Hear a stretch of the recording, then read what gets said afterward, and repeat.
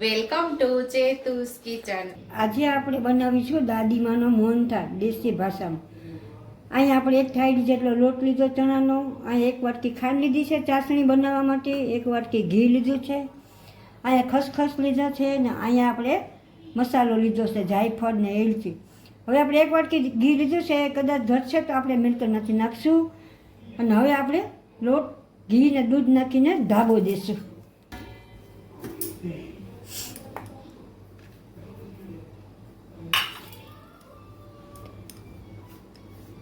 મારા બાળકો અમદાવાદથી આવ્યા છે, એને ગરમ ગરમ મોહનથાળ બહુ ભાવે છે, એટલે આપણે આજે જમવામાં ગરમ ગરમ મોહનથાળ બનાવશું.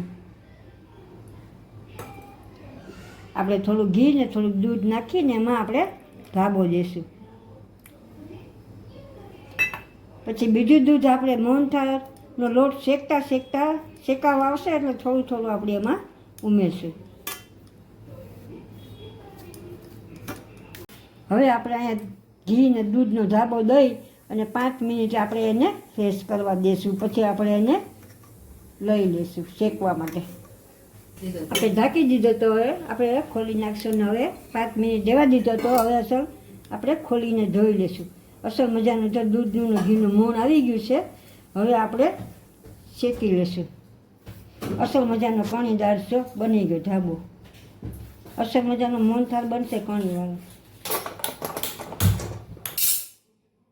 હવે આપણે કઢાઈ મૂકી દીધી છે, એમાં આપણે ઘી ગરમ થવા મૂકી દઈશું.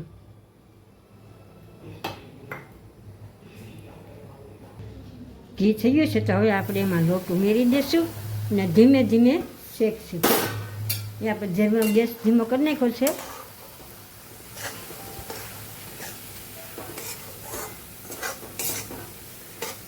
થોડુંક વાટકીમાં આપણે ઘી રાખ્યું હતું, હવે થોડુંક પાછું ઉમેરશું.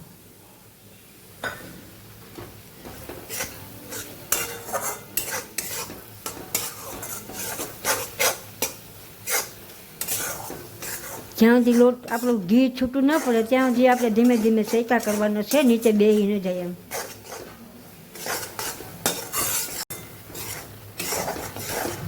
હવે આપણો લોટ એકદમ ઘીમાં મિક્સ થઈ ગયો છે. હવે એકદમ ધીમે ધીમે આપણે શેકવાનો છે.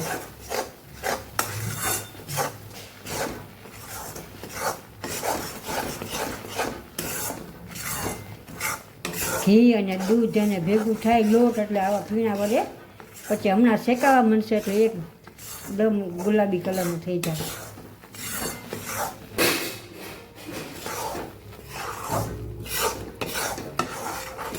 થોડોક ગુલાબી થવા માંડ્યો છે લોટ. હવે હમણાં થોડીક વારમાં આપણે લોટ આખો શેકાઈ જાય 1 ગ્લાસ ને પછી આપણે ચાસણી મૂકશું. જુઓ આપણો એકદમ ગુલાબી થવા માંડ્યો છે લોટ. હવે 5 મિનિટ પછી હાવ શેકાઈ જાય.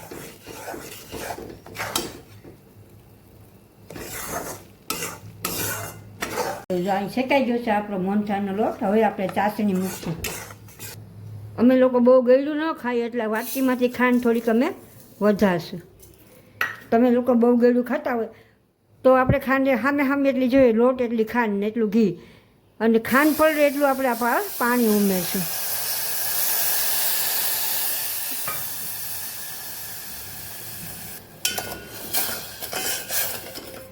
ખાંડ ભીંજાઈ જાય એટલું આપણે પાણી નાખવાનું છે.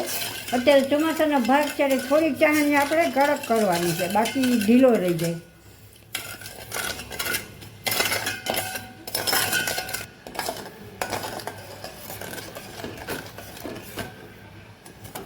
અહીંયા આપણો લોટ સરસ મજાનો શેકાઈ ગયો છે. હવે એમાં આપણે થોડુંક દૂધ ઉમેરશું એટલે પોચો બને.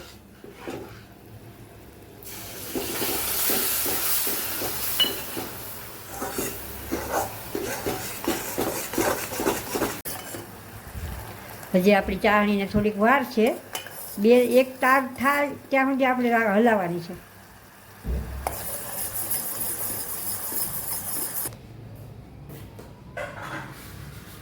અહીંયા આપણી ચાળણી થઈ ગઈ છે. આવી રીતે તાગ થાય એટલે ચાળણી થઈ ગઈ કહેવાય. હવે આપણે ચાસણી એમાં લોટ શેકાઈ ગયેલો છે એમાં ઉમેરી દઈશું.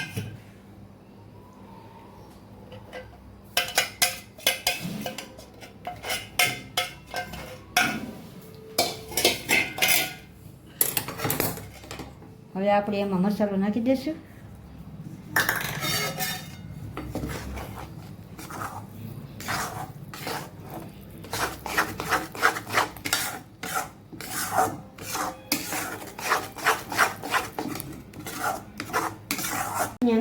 ઠારી લેશું.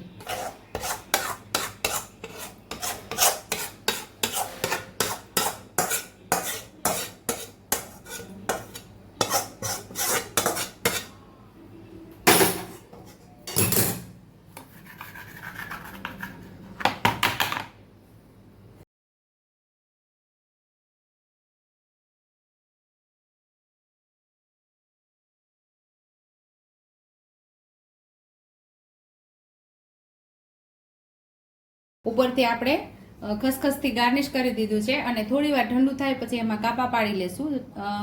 આપણે જે રીતે કાપા પાડવા હોય ચોરસ પણ કરી શકો છો અને ડાયમંડ શેપમાં પણ તમે કરી શકો છો. તો સુપર ટેસ્ટી એવો દાદીમાના હાથનો આપણે મોહનથાળ તૈયાર છે. જો તમને મારી રેસીપી પસંદ આવી હોય તો મારી રેસીપીને લાઈક કરજો, શેર કરજો, સબસ્ક્રાઈબ કરજો, બેલ આઇકોનને દબાવતા ભૂલતા નહીં અને કમેન્ટ બોક્સમાં કમેન્ટ કરજો કે મારી રેસીપી કેવી લાગી. તો આવજો.